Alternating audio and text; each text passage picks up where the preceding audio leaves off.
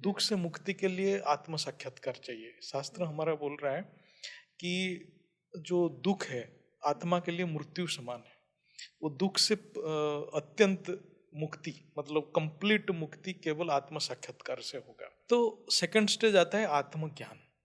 आत्मज्ञान मतलब आत्मा की गुण क्या है, लक्षण क्या है, आत्मा कार्य कैसे करता है, निराकारी स्वरूप में, आकारी स्वरूप में, साकारी स्वरूप में, सारे चीज को ज्ञान मार्ग में अनुभूति करना पड़ेगा बुद्धि से। और जब तक हम तीनों गुणों के अधीन हैं तब तक हम अहंकार के बस में हैं, और जब तक हम अहंकार के बस में हैं हम महत्त्व का अनुभव नहीं कर सकते।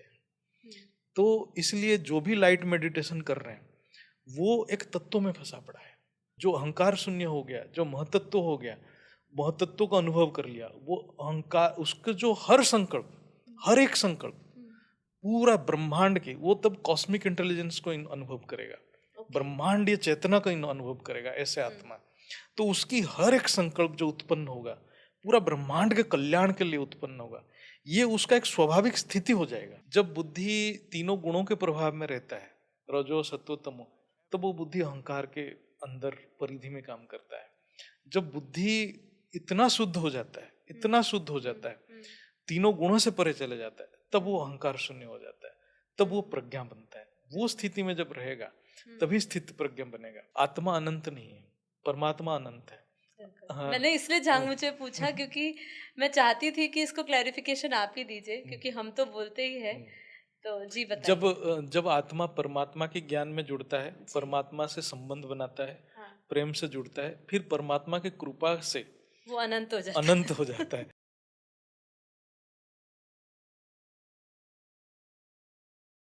परम शांति, परम शांति, परम शांति भैया, परम शांति। सभी का स्वागत है परम शांति मोटिवेशन एंड मेडिटेशन चैनल में। मैं साक्षी आप सभी का हार्दिक स्वागत करती हूँ। तो आज हम वापस आए हैं आपके साथ एक बहुत ही वंडरफुल पॉडकास्ट लेके, और आज का पॉडकास्ट बहुत ही विशेष रहने वाला है। हमारे साथ विशेष गेस्ट है, जैसे कि आप जानते हैं, उनको परिचय का कोई जरूरत नहीं है। ज्योति प्रकाश भाई हमारे साथ है। परम शांति भैया, परम शांति। तो आज हमारा जो टाइटल है, जो बात करने वाले हैं, वो है कि हमें सूक्ष्म दृश्य दिखते हैं। हमारा, जैसे कि आप जानते हैं कि बापूजी का जो ज्ञान है, हमें बापूजी ने आत्म स्वरूप का ज्ञान दिया है। आत्म ज्ञान द्वारा और ब्रह्म ज्ञान द्वारा, बेहद का परम ज्ञान द्वारा हम आत्म स्वरूप कैसे बन सकते हैं, सेल्फ रियलाइजेशन में कैसे उतर सकते हैं, इसके लिए बापूजी ने हमें योग की विद्या सिखाई है। हमें सबसे प्राचीन योग भारत का सिखाया है, जो है परम शांति योग। आप सब इसी बात से परिचित है, लेकिन आज इसी के बारे में हम डिस्कस कुछ करने वाले हैं, क्योंकि जैसे आप जानते हैं कि आज पूरे विश्व में अलग अलग प्रकार के योग बहुत प्रचलित हो चुके हैं, और उसमें से एक बहुत सुनने को मिलता है लाइट मेडिटेशन। लोग प्रकाश से जुड़ने की कोशिश करते हैं। तो ये प्रकाश से जब जुड़ते हैं और उनको अलग अलग अनुभव होते हैं अपने योग के दौरान, तो वो क्या अनुभव जो है वो वो जो अनुभव है वो क्या हमारे सेल्फ रियलाइजेशन का एक हिस्सा है या नहीं है, ये सब चर्चा करेंगे। और आज का जो टाइटल है, जो डिस्कशन होने वाली है, वो भी मुझे प्रेरणा हमारे ज्योति प्रकाश भाई का एक चैनल है, बेहद ज्ञान मंथन का एक चैनल है, और उन पे वो बहुत अलग अलग प्रकार की बापूजी के ज्ञान को सुन के, और बापूजी का ज्ञान और साइंस को लेकर, हमारे शास्त्रों को लेकर वो टैली करके उस पर बहुत सारी वीडियोस डालते हैं। बहुत वंडरफुल वीडियोस होती है। आप उनके चैनल पे ज़रूर जाइएगा, बेहद ज्ञान मंथन, और उसको सब्सक्राइब भी करिएगा। उन्हीं के एक वीडियो में भैया आपका सबसे पहले स्वागत है।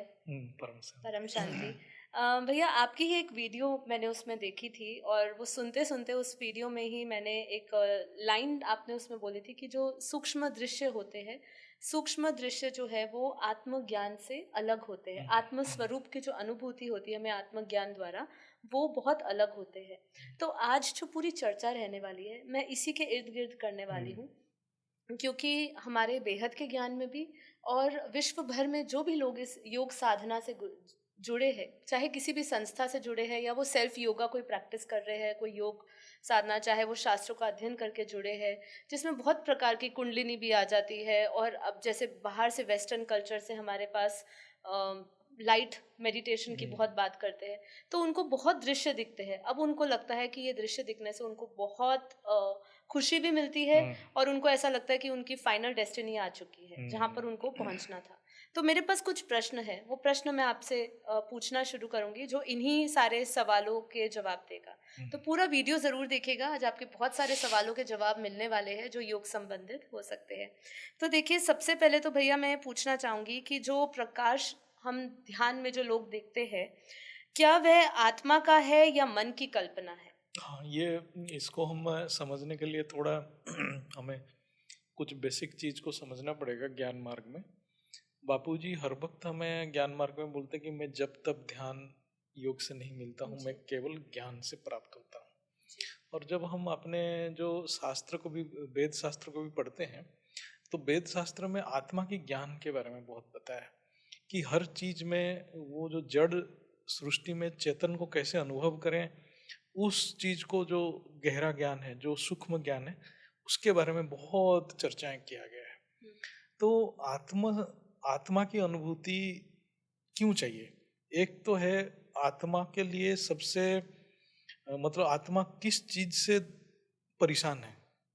मतलब ये शरीर में आने के बाद आत्मा दुख से परेशान है। दुख से मुक्ति के लिए आत्म साक्षात्कार चाहिए। शास्त्र हमारा बोल रहा है कि जो दुख है आत्मा के लिए मृत्यु समान है। वो दुख से अत्यंत मुक्ति, मतलब कंप्लीट मुक्ति केवल आत्म साक्षात्कार से होगा। और आत्म साक्षात्कार की बहुत सारे स्टेज है। जैसे मैं लाइट हूँ, जो बोलते हैं मैं लाइट हूँ, बिंदु स्वरूप हूँ, एक प्रारंभिक अवस्था है कि मैं आत्मा हूँ। जो मतलब पहला जो इवन ये हमारे शास्त्र में भी है, मैं आत्मा हूँ, इसमें किसी को डाउट नहीं होना चाहिए। क्योंकि मैं जिसको बोल रहा हूँ, जो मैं सोच रहा हूँ, मैं देख रहा हूँ, ये आत्मा ही है, शरीर नहीं है। आंख रहे या ना रहे, लेकिन अनुभव तो आत्मा ही कर रहा है। तो इसलिए, लेकिन मैं आत्मा हूँ किसी को डाउट नहीं है, मैं लाइट स्वरूप हूँ किसी को डाउट नहीं है, लेकिन अनुभूति कैसे करें? तो सेकंड स्टेज आता है आत्मज्ञान।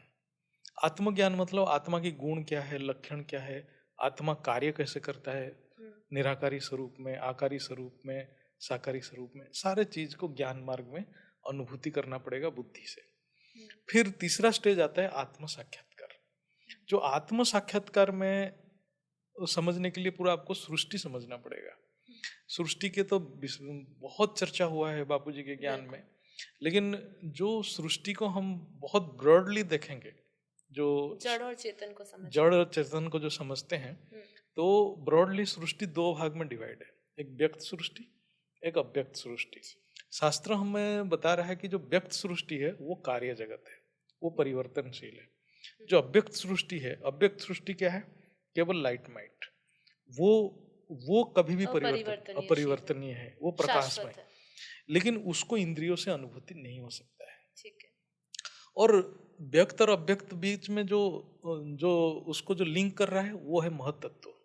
महतत्व मतलब बुद्धि, परम शुद्ध बुद्धि।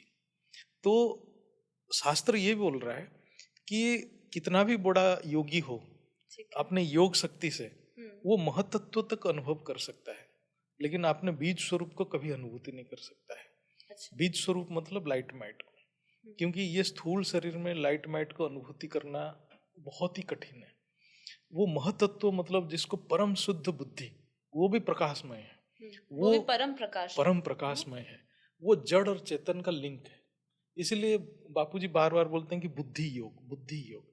हमारे जितना ज्ञान इमर्ज करता रहता है, उतना हमारे अंदर महतत्व इमर्ज करता रहता है।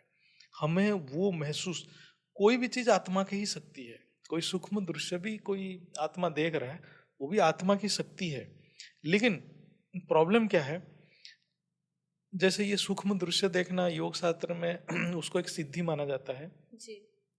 क्योंकि जो हम सुन पा रहे हैं, एक साधारण मनुष्य उससे ज्यादा सुन सकता है, एक साधारण मनुष्य जो देख पा रहा है उससे ज्यादा वो देख सकता है। तो ये सिद्धियां हैं, वो इंद्रियों की सेंस करने की कैपेसिटीज हैं। तो ये जो जितना बढ़ता जाता है, पर ये आत्मा का अनुभव नहीं है। आत्मा का अनुभव नहीं है। अच्छा, तो ये मन की कल्पना है। मन की कल्पना होगा, या वो ये हो सकता है कि उसके अनेक जन्मों की जो अभ्यास, स्मृति भी हो सकता है, या अभ्यास भी किया हो, उस अभ्यास से उसको सिद्धि मिला हो। अच्छा। लेकिन शास्त्र क्या बोल रहा है? आत्म साक्षात्कार तभी होता है जब अहंकार से मुक्त होता है। ठीक ये है। सिद्धियों से या दृश्य से, अहंकार से मुक्त नहीं हो पाता है। हम्म, जब तक अहंकार से मुक्त नहीं होगा हम्म, तब तक वो महतत्व को अनुभव नहीं कर पाएगा। महतत्व को वो बोल रहा है परम शुद्ध बुद्धि, उसको बोल रहा है प्रज्ञा, मतलब ऋतुम भरा प्रज्ञा। वो उस समय वो आत्मा के पूरा रिकॉर्ड को देख सकता है।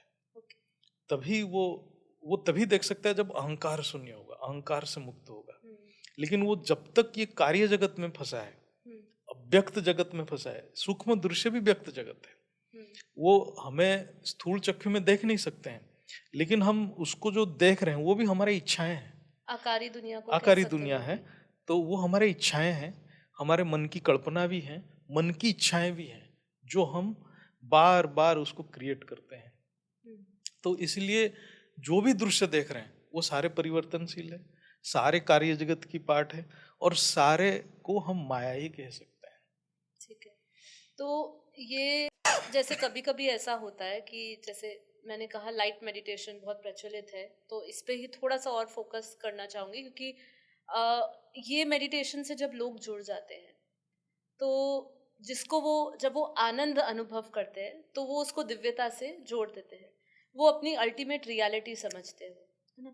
तो यहाँ पे कितना अटकना सही होगा, मतलब हम कैसे जो इस भ्रम में जी रहे हैं, क्योंकि काफी लोग हैं, मैंने बहुत लोगों का सुना है, हमें ये प्रकाश दिखा, हमें ये दिख रहा है, वो दिख रहा है, बहुत मजा आ रहा है, आनंद की अनुभूति हो रही है। तो इसको हम इन लोगों को इन चक्रों से कैसे बाहर निकले, क्योंकि उन हम अब वो किसी विद्या से जुड़े हैं, मतलब उनका कोई ना कोई गोल तो होगा कि हम एक अल्टीमेट रियलिटी को जाने, चाहे अभी वो जिस भी परमात्मा से जुड़े, जिस भी क्रिएटर से जुड़े, पर शायद कोई ना कोई तो अंदर सूक्ष्म में जुड़ने की चाह होगी।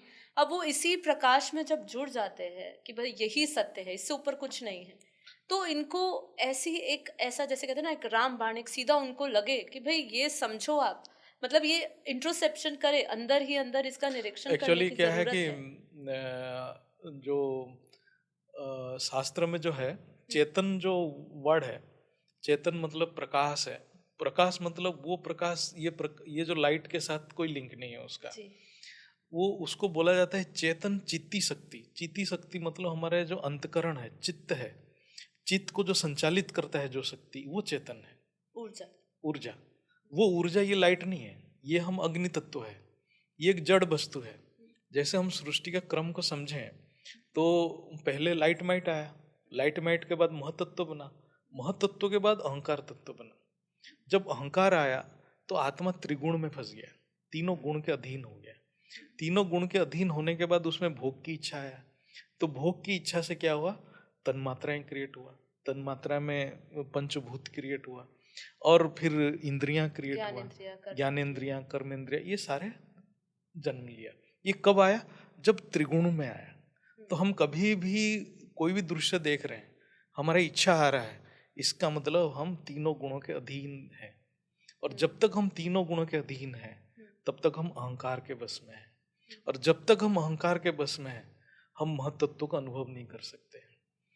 तो इसलिए जो भी लाइट मेडिटेशन कर रहे हैं वो एक तत्व में फंसा पड़ा है, वो गुणों में फंसा पड़ा है, वो इच्छाओं में फंसा पड़ा है।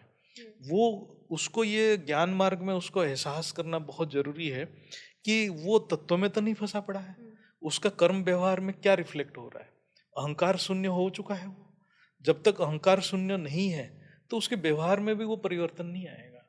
जो अहंकार शून्य हो गया, जो महतत्व हो गया, महतत्व का अनुभव कर लिया, वो अहंकार, उसके जो हर संकल्प, हर एक संकल्प पूरा ब्रह्मांड के, वो तब कॉस्मिक इंटेलिजेंस को अनुभव करेगा, ब्रह्मांड ये चेतना का अनुभव करेगा ऐसे आत्मा। तो उसकी हर एक संकल्प जो उत्पन्न होगा पूरा ब्रह्मांड के कल्याण के लिए उत्पन्न होगा, ये उसका एक स्वाभाविक स्थिति हो जाएगा।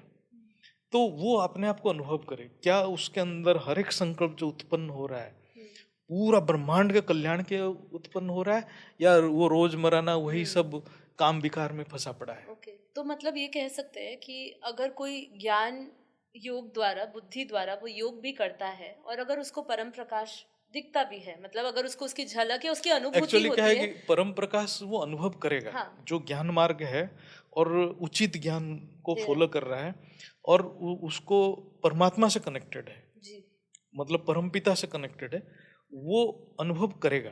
बिल्कुल। लेकिन ये लाइट नहीं है। ये लाइट नहीं। और फिर आपने जैसे कहा, मैं उसी को दोहरा इसलिए रही हूँ कि शायद थोड़ा और कनेक्ट कर पाए लोग। आपने कहा कि वो फिर पूरी ब्रह्मांडीय चेतना से जुड़ पाएगा, उसके व्यवहार और संकल्प, मतलब अहंकार शून्य हो जाएगा और व्यवहार संकल्प सब उसके बदल जाएंगे। तो वो हम कह सकते हैं कि वो सही तरीके से अहम ब्रह्मास्मि या ब्रह्म स्वरूप में टिका है। वो उसके व्यवहार में रिफ्लेक्ट होगा। हाँ। और जब योग स्थिति में रहेगा जी। उसके अंदर प्रेम जागृत होगा, ब्रह्मांडीय प्रेम। वो उस समय सोचेगा मैं पूरा ब्रह्मांड को बदल दूं, मैं ये सारे दुख को खत्म कर दूं। वो उसके अंदर एक अलग ही जो एक स्नेह का भाव उत्पन्न होगा पूरा, जिसको मैं जनरली बार बार बापूजी के भाषा में बोलता हूँ निराकारी प्रेम। हाँ। मतलब हर चीज को प्रति प्रेम आएगा जी। उसके अंदर, मन ये भी निर्मल हो जाएगा। वो एक प्रकाश, वो प्रकाश में स्थिति है, वो महत्त्व है। अब इससे एक और, ये मेरा सवाल नहीं था बट आपने बोला है तो ये भी मैं पूछना चाहूंगी कि कई लोग जब ऐसे मेडिटेशन से जुड़ते हैं, देखिए मैं किसी को जज नहीं कर रही पर आई ओपनिंग वीडियो बनाना चाहती हूँ, लोगों की आंखें खुले इससे। तो ये कई बार ऐसे लाइट मेडिटेशन में लोग लव एंड लाइट, जैसे हमारे बोलते हैं कि लव एंड लाइट महसूस करो, लव एंड लाइट दो, तो वो एक अपने आप को इस तरीके से भी यूनिवर्सल लोगों से, जैसे प्रेम सबके लिए एक भाव, सद्भाव, प्रेम भाव, वो सब उनके अंदर बाय डिफॉल्ट आ जाता है। अब अगर वो बुद्धि योग से नहीं जुड़े हैं, उनके पास ज्ञान नहीं है, और फिर अगर वो कोई प्रैक्टिस के माध्यम से अगर उनके अंदर ये जुड़ाव महसूस हो रहा है, यूनिवर्सल कनेक्शन महसूस हो रहा है, और वो लव और लाइट भी महसूस कर रहे हैं, लोगों के प्रति प्रेम भी आ गया है, ये भी हम मान लेते हैं, तो क्या ये कहेंगे कि वो सही योग होगा? एक्चुअली क्या है कि इसका दो पहलू है। एक है कि जो लव एंड लाइट का जो अभ्यास करते हैं, लव एंड लाइट का आपको एक्चुअल मीनिंग क्या है? लव मतलब वो जो बोल रहा है वो ब्रह्मांडीय चेतना के प्रेम है। लाइट मतलब है शक्ति, उसकी जो आत्मा की शक्ति, वो उसी को हम चिति शक्ति बोलते हैं। तो वो जो शक्ति है, वो शक्ति ये लाइट जैसा नहीं है। ये जो हम जो स्थूल लाइट देख रहे हैं वो लाइट जैसा नहीं है। वो सिर्फ बुद्धि से अनुभव होगा, इंद्रियों से अनुभव नहीं होगा। हम कल जो चर्चा कर रहे थे स्वप्न स्थिति, ट्रांस स्टेट के बारे में भी चर्चा की है। जैसे हम योग में जाते हैं, योग में हमने उसको योग सूत्र में भी चर्चा किए थे। हम विकल्प समाधि में, विकल्प वृत्ति में जाते हैं। विकल्प मतलब हम एक संकल्प लेते हैं, वो संकल्प में स्थिर होते हैं, फिर हम इस दुनिया से कट ऑफ होते हैं, फिर हम उस संकल्प को मैटेरियलाइज, मैनिफेस्टेशन अपने अंदर करने की कोशिश करते हैं। वो है विकल्प वृत्ति। तो उस माध्यम से हम क्या कर रहे हैं, हम एक दूसरे वर्ल्ड से कनेक्ट होना चाहते हैं उस माध्यम से। तो जब हम दूसरे वर्ल्ड से कनेक्ट होना चाहते हैं तब हम अहंकार के अंदर है, तीनों गुणों के अंदर है या तीनों गुणों से परे गए, उसको कैसे अनुभव करेंगे? हम कोई भी दृश्य देखते हैं इंद्रियों से देखते हैं, चाहे बाह्य दृश्य हो चाहे अंत दृश्य हो। वो कौन सी इंद्रियां होती है? नहीं, इंद्रियां क्या है? ये जो इंद्रियां हैं, ये इंद्रियां का ज्ञान होना बहुत जरूरी है। सेंस ऑर्गन्स है, जैसे हम तन्मात्राएं बोलते हैं, रूप, रस, गंध, स्पर्श और शब्द, 5 है। आप देखेंगे हम स्थूल रूप में भी ये 5 तन्मात्राओं का अनुभव करते हैं, स्वप्न में भी अनुभव करते हैं, और हम कोई देहवान को भी, स्थूल देह को भी भूल जाता है, उस टाइम भी अंदर ही अनुभव करता है। तो इंद्रियां सूक्ष्म है, इंद्रियां स्थूल नहीं है। तो जब तक हम दृश्य में फंसे पड़े हैं तो इंद्रियां विषय को अनुभव कर रहा है, इंद्रियां दृश्य भी एक विषय है तो उसको भी अनुभव कर रहा है, तो वो तभी भी इंद्रियां काम कर रहे हैं। लेकिन हम जब बुद्धि से अनुभव करेंगे, सिर्फ बुद्धि से, उसी को महत्व बोलते हैं, बुद्धि से वो प्रकाश को अनुभव करेंगे। ये मतलब जो ज्ञान जब इंद्रियों से नहीं बुद्धि से अनुभव करेंगे, वो तब बुद्धि एक अलग ही आनंद की अनुभव करेगा। वो एक अलग ही कॉस्मिक इंटेलिजेंस, जिसको हम बोलते हैं कि ब्रह्मांडीय चेतना का अनुभव करेगा। तब वो प्रकाश है। तब वो प्रकाश को जब वो केवल ज्ञान से होगा, उसका 2 पहलू है। उसको केवल ज्ञान से अनुभव कर सकते हैं, और वो डायरेक्ट परमपिता से कनेक्शन से अनुभव होगा, क्योंकि बिना परमपिता के कनेक्शन से हम उसको अनुभव नहीं कर सकते हैं। केवल ज्ञान से भी नहीं होगा, परमपिता से कनेक्शन से भी होगा। और वो कौन सा ज्ञान? केवल परमपिता के ज्ञान, केवल परमपिता। बढ़िया, बहुत बढ़िया क्लैरिफिकेशंस आ रही है, क्योंकि हम, मुझे याद है हमारा जो लास्ट एपिसोड हुआ था साक्षी भाव में, आपने उसमें दृश्य दर्शन और दृष्टा का भेद जब समझाया था, उस समय बहुत सारी बातें क्लियर हुई थी। तो यहाँ पर भी हम अभी इसको और क्लैरिटी को समझ रहे हैं, किस तरीके से बुद्धि से हम जब कोई अनुभव करते हैं। कल भी हम चर्चा करने के टाइम पे एक छोटी सी चर्चा किए थे कि हम कोई भी दृश्य को देखते कैसे हैं, क्योंकि हम बाह्य दृश्य को तभी देख पाते हैं जब इंद्रियां उसको सेंस कर रहे हैं। एक स्पंदन है, वो स्पंदन मन से जुड़ा, मन बुद्धि में एक चित्र बनाया, वो चित्र इंद्रियां देख रहे हैं। लेकिन इस केस में क्या होगा, बाहर से कोई आएगा नहीं चित्र, या अंदर की स्मृति भी आएगा नहीं, बुद्धि में सिर्फ आत्मा ही रिफ्लेक्ट करेगा, वो इंद्रियां अनुभव नहीं कर सकते। बहुत बढ़िया। अभी इसमें और काफी सारे प्रश्नों को मैं अभी एलिमिनेट कर रही हूँ, क्योंकि बहुत सारे सवालों के जवाब तो मिल गए। अगर प्रकाश देखना ही ध्यान का लक्ष्य है, तो जिनको कोई दृश्य नहीं मिलता है, क्या वे आत्मा को नहीं पा सकते हैं? एक्चुअली क्या है कि दृश्य दिखना नहीं दिखना, दृश्य जिसको दिख रहा है तो वो भी उसका एक सिद्धि है, आत्मा का ही शक्ति है। मतलब वो उसमें कुछ बुद्धि का शुद्धता डेवलप हुआ, इसलिए वो देख पा रहा है। और जो नहीं देख पा रहा है, और कोई भी चीज देखने के लिए भी दो फैक्टर है, इधर खुद आत्मा के शक्ति से देख रहा है, या उसके साथ कोई आत्मा है वो उसको ऊर्जा दे रहा है, वो ऊर्जा से भी देख रहा है। तो इसलिए उसको डिफ्रेंशिएट करना बहुत मुश्किल है। इसीलिए जिसको कुछ दिख रहा है या नहीं भी दिख रहा है, वो ज्यादा बड़ा चीज नहीं है, लेकिन उसका ज्ञान से उसकी संस्कार परिवर्तन हो रहा है कि नहीं हो रहा है, और उसका संकल्प के ऊपर अटेंशन रखे और खुद अनुभव करे कि ये संकल्प पॉजिटिव है कि नेगेटिव है, या परमात्मा से जुड़ा हुआ है। जब वो अटेंशन से खुद अपने आप को निरीक्षण करेगा, वो खुद अनुभव करेगा नहीं मेरे अंदर कुछ परिवर्तन हो रहा है। और दृश्य दिखना नहीं दिखना कोई ज्यादा बड़ा फैक्टर नहीं है, नहीं भी दिख रहा है तो कोई प्रॉब्लम नहीं है, दिख रहा है तो कोई बड़ी बात भी नहीं है। ठीक है, ये भी क्लैरिटी चाहिए, क्योंकि हम भी योग में बैठते तो ऐसे जरूरी नहीं है हर टाइम आपको ऐसे कुछ दिखता रहे, जो दिखे तो वो भी अच्छा है। आपने कहा सूक्ष्म कोई दिखा भी सकता है, कोई कहां से कोई ऊर्जा आ रही है जो आपको दिखा रहे हैं, वो रिफ्लेक्ट कर रहा है। आपके हमारे जितने भी कारण शरीर में, कारण शरीर मतलब हमारा चित्ती शक्ति, बुद्धि बोलते हैं, वहां जो दृश्य बनेगा ये इंद्रियां अनुभव करेगा। बिल्कुल। अगर आत्मा अनंत है तो ध्यान में सीमित गोला, बिंदु, रंग ही क्यों दिखाई देते हैं? एक्चुअली ये भी थोड़ा ये है, आत्मा अनंत नहीं है, परमात्मा अनंत है। हाँ। मैंने इसलिए मुझे पूछा क्योंकि मैं चाहती थी कि इसको क्लैरिफिकेशन आप ही दीजिए, क्योंकि हम तो बोलते ही हैं। तो जी बताइए। जब आत्मा परमात्मा के ज्ञान में जुड़ता है, परमात्मा से संबंध बनाता है, प्रेम से जुड़ता है, फिर परमात्मा की कृपा से वो अनंत हो जाता है। नहीं तो वो खुद नहीं बन सकता। खुद नहीं बन सकता। आत्मा एक अणु है, मतलब सीमित है आत्मा। इसलिए पूरा ज्ञान जो है हमारा आत्मा सो परमात्मा बनने का है ना। आत्मा से आत्मा नहीं बनना, आत्मा से परमात्मा बनना। जब परमात्मा से जुड़ेगा, परमात्मा की कृपा से, जब परमात्मा उसके ऊपर कृपा करेंगे तभी वो उनके चेतना से जुड़ेगा, तो उसको ब्रह्मांडीय चेतना आ जाएगा उसका। फिर ये गोले बिंदी, ये जो सीमित बात करी है, नहीं मतलब वो गोले बिंदी वगैरह उसके लिए इंस्पिरेशन हो सकता है, बट वहां रुकना नहीं है। क्या प्रकाश ध्यान में अटक कर आत्मा परम धाम तक पहुंच सकती है? ये बात, जैसे परम धाम का भी हम जो अनुभूति जो भी हम करेंगे ज्ञान मार्ग में, बुद्धि से ही करेंगे। यहाँ रह के परम धाम पहुंच नहीं सकता आत्मा। परम धाम मतलब आप सोचो इनफाइनाइट, मतलब डायमेंशन, इनफाइनाइट टू इनफाइनाइट, और हम -100 कला में पड़े हुए हैं। हम उस से कनेक्ट यहाँ नहीं रह हो सकते हैं, लेकिन बुद्धि से हम उसको क्रिएट कर सकते हैं। ज्ञान मार्ग में बुद्धि से हम क्रिएट कर सकते हैं। तो जैसे उस रियलिटी में जीना पॉसिबल नहीं है, लेकिन बुद्धि से हम एक अनुभूति कर सकते हैं, फील, वो एहसास रह सकता है, महसूस कर सकते हैं बुद्धि में। क्या सूक्ष्म जगत के दृश्य ही आत्मज्ञान है और आत्मज्ञान उससे कई पार है? क्या नहीं, सूक्ष्म जब तक दृश्य है तब तक आत्मज्ञान नहीं है। अच्छा, दृश्य जब तक है उसका मतलब वो अहंकार में है, हम तीनों गुणों के प्रभाव में है, तो आत्मज्ञान उससे परे है। क्या दिव्य प्रकाश या लोक दर्शन देखना आत्मा की सिद्धि है?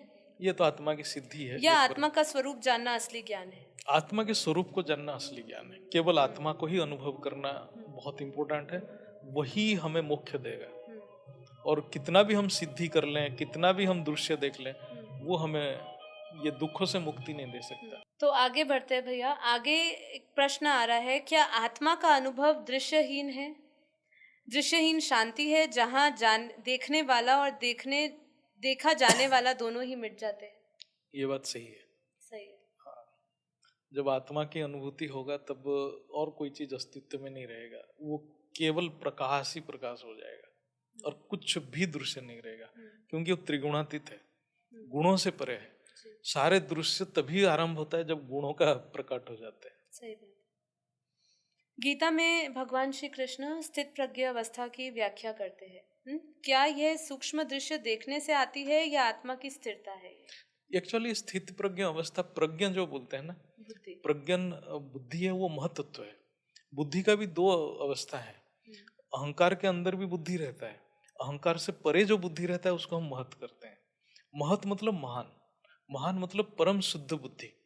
जब बुद्धि तीनों गुणों के प्रभाव में रहता है, रजो सत्व तमो, तब वो बुद्धि अहंकार के अंदर परिधि में काम करता है। जब बुद्धि इतना शुद्ध हो जाता है, इतना शुद्ध हो जाता है, तीनों गुणों से परे चले जाता है, तब वो अहंकार शून्य हो जाता है, तब वो प्रज्ञा बनता है। वो स्थिति में जब रहेगा तभी स्थित प्रज्ञा बनेगा। क्योंकि हम जब अहंकार के बस में रहते हैं, अहंकार मतलब हम बोलेंगे तीनों गुणों के प्रभाव में रहते हैं, जब भी हम तीनों गुणों के प्रभाव में रहते हैं हमारे बुद्धि स्थिर नहीं रहता है, क्योंकि दृश्य परिवर्तन होता है, बुद्धि परिवर्तन हो जाता है। बुद्धि अनेक चीजों में घूमता रहता है, तो वो निश्चय बुद्धि नहीं है। जब हम महतत्व में जाते हैं, जब महान बन जाता है, जब वो एक ही तत्व, वो महतत्व को आप समझिए परम प्रकाश ही है। ठीक है। तो महतत्व मतलब एक तत्व, यहाँ अनेक तत्व, अनेक तत्व में बुद्धि अनेक बन जाता है। जब एक तत्व में जाएगा तब बुद्धि परम निश्चय बनेगा, वो स्थित प्रज्ञ हो जाएगा। नहीं तो बुद्धि भटकेगा, कल आज इस दृश्य में, कल उस दृश्य में। अब वो जो दृश्य देखते हैं बोलेंगे मैंने तो 2 महीना पहले ये देखा था, आज नहीं दिख रहा है, और तब वो और ज्यादा परेशान हो जाएगा। हाँ, मैंने देखा है ऐसे लोग होते हैं, बहुत परेशान हो जाते हैं, क्योंकि जो उनको अनुभव हुआ होता है वो अनुभव कहीं ना कहीं वायुमंडल के प्रभाव में या किसी कारणवश वो नहीं कर पाते, तो फिर वो एकदम विचलित हो जाते हैं और जो भी उनका पुरुषार्थ था वो पुरुषार्थ एकदम धीरे धीरे उनका वो भी इसलिए नष्ट हो जाता हर है। चीज का बेस ज्ञान होना चाहिए और परमपिता के स्वरूप को हर वक्त ध्यान करना चाहिए, वो भी ज्ञान से। ज्ञान से। अच्छा, उपनिषद कहते हैं नेति नेति, यह नहीं वह नहीं। अब इसमें भी क्या यह हमें सूक्ष्म दृश्य से परे आत्मस्वरूप की ओर ले जाने का संकेत देता है? हाँ, सूक्ष्म, ये जो नेति नेति मतलब वो बोलते हैं कि हर चीज को छोड़ते जाओ। जब हम हर चीज को छोड़ते जाएंगे, हर चीज को छोड़ते जाएंगे, तो जो बच जाएगा वो हम है, वो वही है, वो हम है, वही है हम। अच्छा, बापूजी कहते हैं कि आत्मा का स्वरूप अनंत है, ज्योति और परम शक्ति है, तो क्या केवल सूक्ष्म दृश्य आत्मा को वहां पहुंचा सकते हैं? वो एक प्रेरणा बन सकता है, जो सूक्ष्म दृश्य जो देख भी रहा है उसको वो प्रेरणा के हिसाब से यूज करे, लेकिन वहां रुकना नहीं चाहिए जब तक तीनों गुणों के प्रभाव से नहीं निकल पा रहा है। और वो केवल ज्ञान से ही हो सकता है, ज्ञान से और आत्मनिरीक्षण से, अपने संकल्प के ऊपर अटेंशन रखते रखते जब उसको अनुभूति होगा कि मेरा संकल्प जो है परम कल्याणकारी बन रहा है, परम धाम में है, जब वो अनुभूति करेगा बुद्धि से कि मैं, ये शुद्धता उसके अंदर धीरे धीरे आते जाएगा। एक्चुअली क्या होता है कि ये प्रोसेस ऐसा है कि जैसे जैसे आत्मा के अंदर शुद्धता बढ़ता जाता है वो ऑटोमेटिक परमात्मा की चेतना से जुड़ते जाता है, तो उसके अंदर ये दोनों एक साथ काम करने लगता है। खुद अपने शुद्धता करता है और परमात्मा की शक्ति से भी जुड़ता है, तो ये दोनों एक साथ मिलते मिलते उसको परम शुद्ध स्वरूप में पहुंचाते हैं। दोनों का कनेक्शन ही दोनों का कनेक्शन हो जाता है, वो बिल्डअप धीरे धीरे होता है। जितना ज्ञान गहराई में जाएगा उतना शुद्धता बढ़ता जाएगा, वो अपने अंदर जो विकार को भी डिलीट करता जाएगा। ये एक कंटिन्यूअस प्रोसेस है। तो देखिए, अभी जितनी भी चर्चा हुई ना, मैं थोड़ा सा और बापूजी के ज्ञान से आगे लेकर जाऊंगी, पर ये जितनी भी अभी तक डिस्कशन हुई कि हम जो भी दृश्य देख रहे हैं वो प्रेरणा बन सकते हैं, लेकिन हमारा जो अंतिम लक्ष्य आत्मा का जो होना चाहिए वो अपने स्वरूप में अपने बाप को पहचान, अपने क्रिएटर से जुड़ के हमें जो पावर मिलती है और उस पावर को अनुभव करना वो बहुत ज़रूरी है ना। और डायरेक्ट जो हमारा जो कनेक्शन है वो परम धाम, जो जहाँ से हम आए हैं, जो हमारा अल्टीमेट है डेस्टिनी वहां पे होना चाहिए, ऐसे हम कहीं पर फंस जाए। क्योंकि बापूजी ने एक बार अपनी वीडियो में भी कहा था कि जब जैसे जैसे आत्मा में शक्ति आती है और वो जैसे जैसे सब कुछ छोड़ती जाती है, तो जैसे बापूजी ने ऐसे बताया था कि तीसरे लोक में भी आत्मा जब स्वर्ग पहुंचती है तो वहां के भी दृश्य नज़ारे इतने अच्छे होते हाँ हैं हाँ, कि आत्मा वहीं फंस जाती है और उसको लगता है इससे ऊपर कुछ है ही नहीं। मेरे हिसाब से तो जो आत्मा केवल ज्ञान में फोकस्ड है और उसको कुछ दिख नहीं रहा है, उसका प्रोग्रेस बहुत फास्ट होगा, जी। क्योंकि वो पुरुषार्थ बढ़ाएगा धीरे धीरे हम्म। ज्ञान की अनुभूति के लिए। बाकी जो होगा वो अटक जाएगा, उसको अटक जाएगा, उसको लगेगा बस वो बस सही हो गया, हो वहां गया। रुक जाने का बहुत चांसेस है। बापूजी ने एक वीडियो में भी बताए हैं हम्म। कि जिसको सूक्ष्म दृश्य दिख रहा है हम्म। और बोल रहा है कि मेरे को ये टचिंग हो रहा है, वो टचिंग हो रहा है, हम्म। वो डेंजर में है। आज नहीं तो कल ज्ञान छोड़ के भी जा सकते हैं, जी। जब वो दृश्य ना दिखे, हम्म। जब वो टचिंग खत्म हो जाए। हम्म। तो इसलिए वो जो हो रहा है तो उसको प्रेरणा के लिए लिए, लेकिन ज्ञान को ना छोड़े, ज्ञान को गहराई में जाए। बिल्कुल सही बात है। तो यहाँ पे मैं चाहती हूँ कि अब बापूजी का जो ज्ञान है, हमें बापूजी ने जो हमें ज्ञान दिया है परिवर्तन का, तो मैं चाहती हूँ कि आप हमारे जितने भी दर्शक हैं, बापूजी की बहुत सारी वीडियो सुनिए, भारत कैसे बचेगा, पार्ट 1 पार्ट 2, परम शांति के वाइब्रेशन कैसे फैला सकते हैं, कैसे फैलाना है। पर अगर आप थोड़ा सा इसको वैज्ञानिक दृष्टिकोण से आप थोड़ा समझा सके कि ये पूरा परिवर्तन का प्रोसेस जो बापूजी बता रहे हैं, जो समझा रहे हैं कि ऐसे परिवर्तन संभव है अगर आत्माएं एक साथ इकट्ठी होके एक स्थिर संकल्प के साथ परम शांति वाइब्रेशन से जुड़े। पर ये लोगों को कल्पना लगती है, क्योंकि आज जो हालत है, जो बापूजी के ऊपर ज्ञान सुन रहे हैं, जिनको निश्चय है, वो मान रहे हैं, वो समझ रहे हैं, उनको अनुभव भी है कि हाँ ये क्यों होने वाला है, कैसे होने वाला है, वो समझ रहे हैं। पर जैसे जिन लोगों तक ये ज्ञान अभी पहुंच रहा है, क्योंकि मैंने कई हमारे पास आत्माएं आती है भैया, जो हमें कहती है कि हमें सबसे अच्छा ये लगा कि विनाश नहीं होगा, परिवर्तन होगा। क्योंकि कई स्पेशली ब्रह्मा कुमारी आत्मा जो आती है हमारे पास, उनको हमेशा यही बुद्धि में डाला हुआ है विनाश होगा, विनाश होगा। तो वो हमेशा डरती है। तो जब वो परिवर्तन सुनती है तो उनका बापूजी के ज्ञान के प्रति आकर्षण होता है। अब वो आकर्षण होता है तो अब वो फिर भी उनके अंदर एक संदेह होता है कि होगा कैसे। तो मैं चाहती हूँ आप थोड़ा सा हमारे दर्शकों को बताएं कि ये एक्चुअली क्या है परिवर्तन का कि प्रोसेस कैसा होगा। परिवर्तन का जो प्रोसेस है ये शायद किसी शास्त्र में भी नहीं है जी। ये केवल बापूजी ने फर्स्ट टाइम ही ये ज्ञान दिए हैं। मेरे हिसाब से मैंने कहीं नहीं पढ़ा परिवर्तन की ज्ञान। जी। और परिवर्तन की प्रोसेस जो है वो है तत्व परिवर्तन का प्रोसेस। एक्चुअली क्या है, हम सृष्टि का क्रम को देखते हैं ना, जैसे परम प्रकाश से तत्व बन गया, अब हम तत्वों को लेके परम प्रकाश तक जा रहे हैं, तो कैसे जाएंगे वहां तक? तो हमारे जो शरीर है, हम जो ये स्थूल शरीर जिसको देख रहे हैं, ये पंच तत्वों से बना है। तो इसमें जो प्रॉपर्टीज है, इसमें जो गुण है, स्वभाव है, ये पंच तत्वों का सारे गुण है।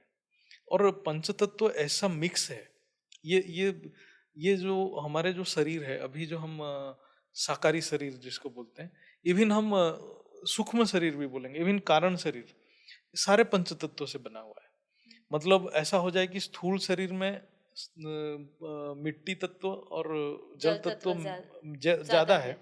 जैसे शरीर छोड़ देता है तब भी मिट्टी तत्व और जल तत्व रहता है, परिमाण कम हो जाता है, अग्नि वायु आकाश की क्वांटिटी बढ़ जाता है। इवन आप ब्रह्मलोक तक भी जाएंगे, वहां तक भी 3 तत्व है, ब्रह्मापुरी तक। तो मतलब हम ये तत्वों से मुक्त नहीं है।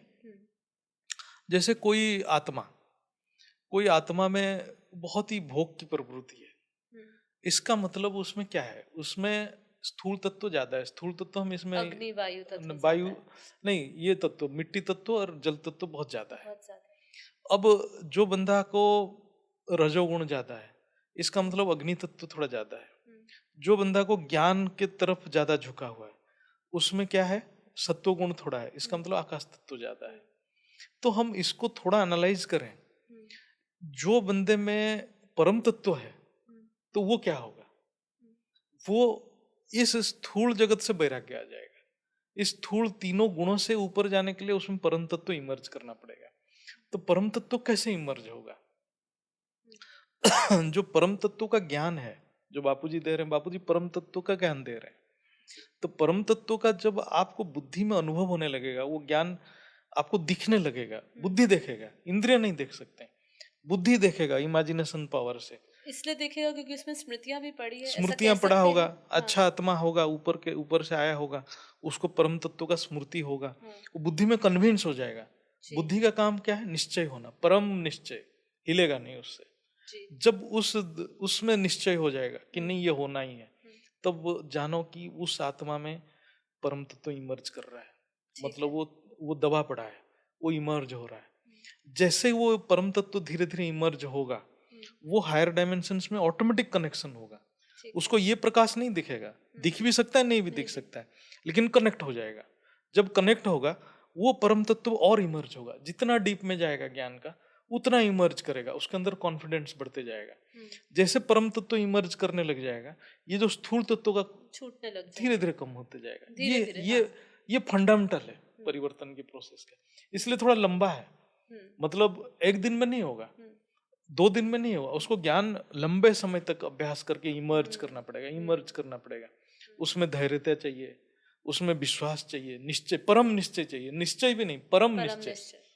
हिलना नहीं है, हिल गया फिर तत्व बढ़ जाएगा, फिर वापस डे 1 से वापस हाँ, उसको पुरुषार्थ क्योंकि करना वो फिर पड़ेगा। मिट्टी तत्व इमीडिएटली कैप्चर करेगा। क्योंकि ये जो हम स्थूल जगत में है, यह मिट्टी तत्व जो उसको पृथ्वी तत्व बोलते हैं, वो प्रधान है और जल तत्व प्रधान है। वो जैसे स्पेस मिलेगा वो कैप्चर करेंगे। हम वो स्पेस को परम तत्व में भरना है, ज्ञान से भरते रहना है। जितना भरते रहेंगे, पर जहाँ गैप क्रिएट हुआ, जैसे कि एक चींटी किले पे चढ़ रही है, वो नीचे गिरी तो उसको फिर वापस ऊपर चढ़ना पड़ेगा, मतलब इसलिए वापस पहले कदम से। ज्ञान मार्ग तलवार की धार है, मतलब परम निश्चय से चलना पड़ेगा। जब ऐसे ही करते करते बहुत सारे आत्माओं में परम तत्व बढ़ते जाएगा, तो संकल्प की क्वालिटी चेंज हो जाएगा।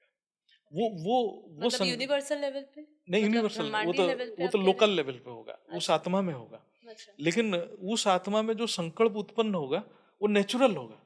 मैं बोलूंगा कि तुम ये सोचो तो वो सोचेगा नहीं, वो ऑटोमेटिक होगा। जब उसमें परम तत्व का परसेंटेज बढ़ेगा, ऑटोमेटिक उसकी कल्याणकारी, वो किसी की हानि सोच ही नहीं सकता है। वो संकल्प ऑटोमेटिक नेचुरल होगा। जैसे वो शास्त्र लिखता है कि बछड़े को देख के ही गाय के स्तन से दूध निकलता है, वो ऑटोमेटिक है, वो प्रोसेस है, वो ऑटोमेटिक ब्रह्मांडीय चेतना कल्याणकारी है, वो ऑटोमेटिक वो कॉस्मिक इंटेलिजेंस में इमर्ज करेगा। तो वो उसकी जो चेतना जागृत हो जाएगा, ऐसे ही धीरे धीरे बहुत लोगों का चेतना जागृत होगा, तब वो प्रकृति में परिवर्तन आएगा।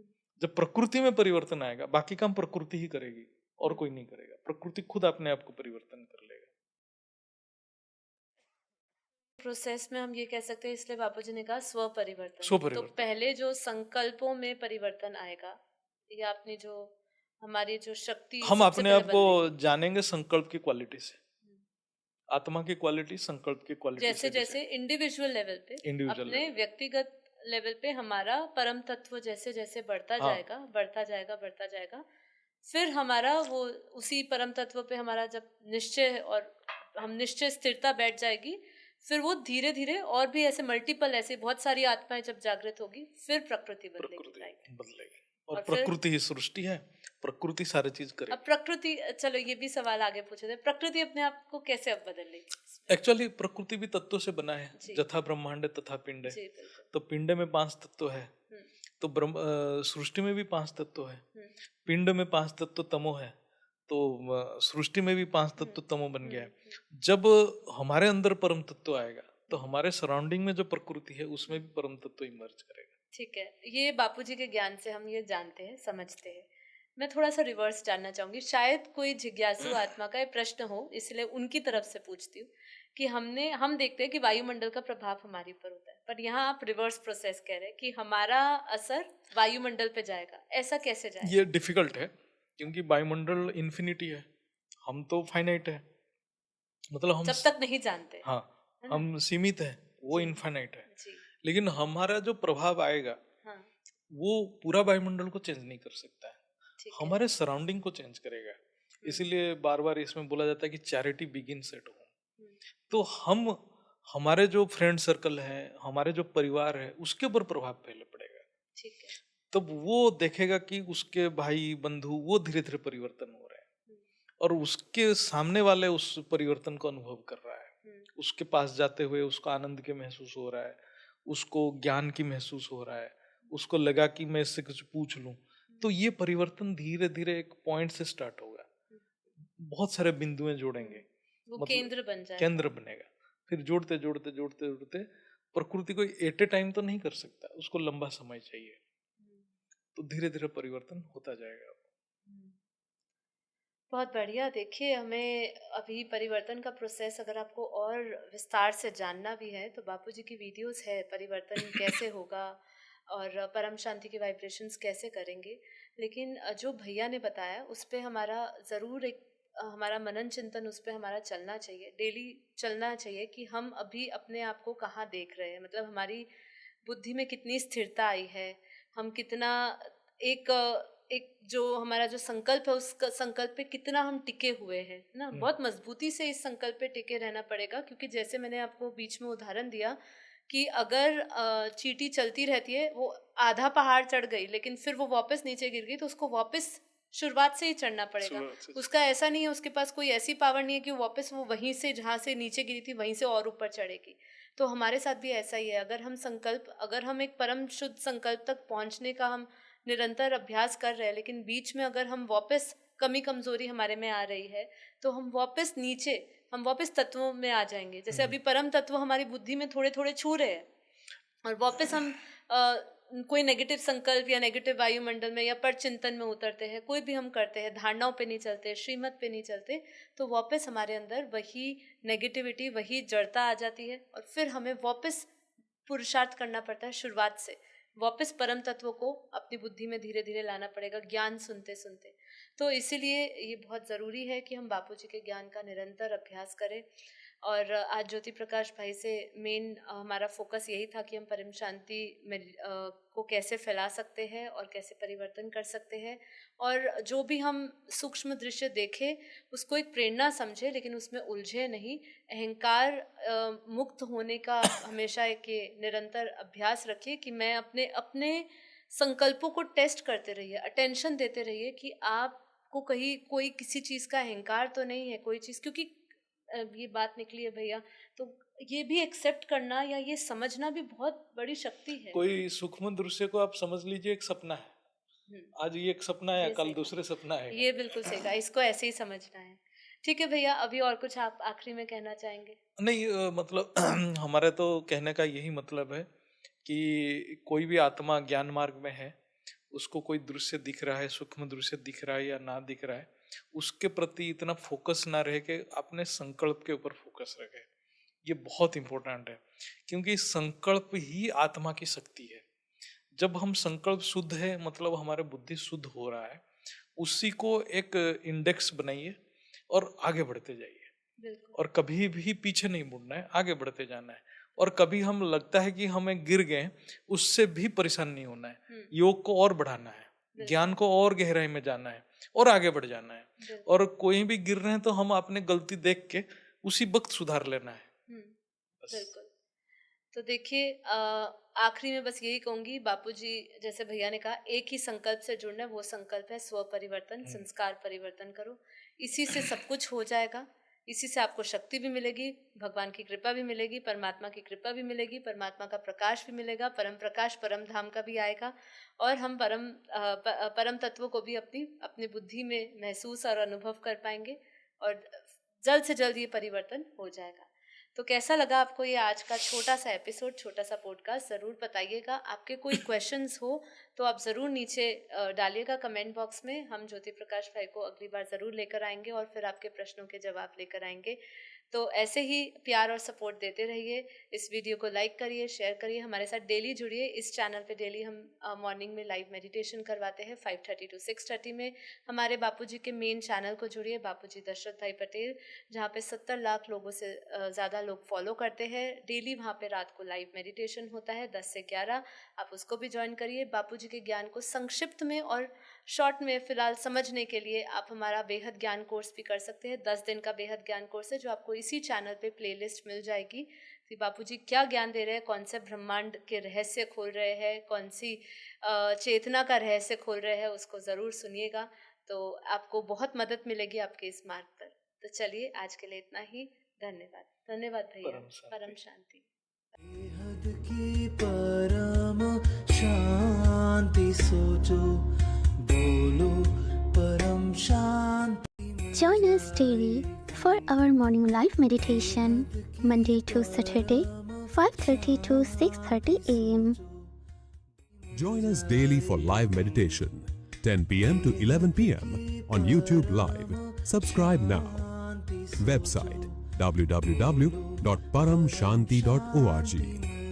Email us anand@paramshanti.org. Like, share, subscribe. Join today.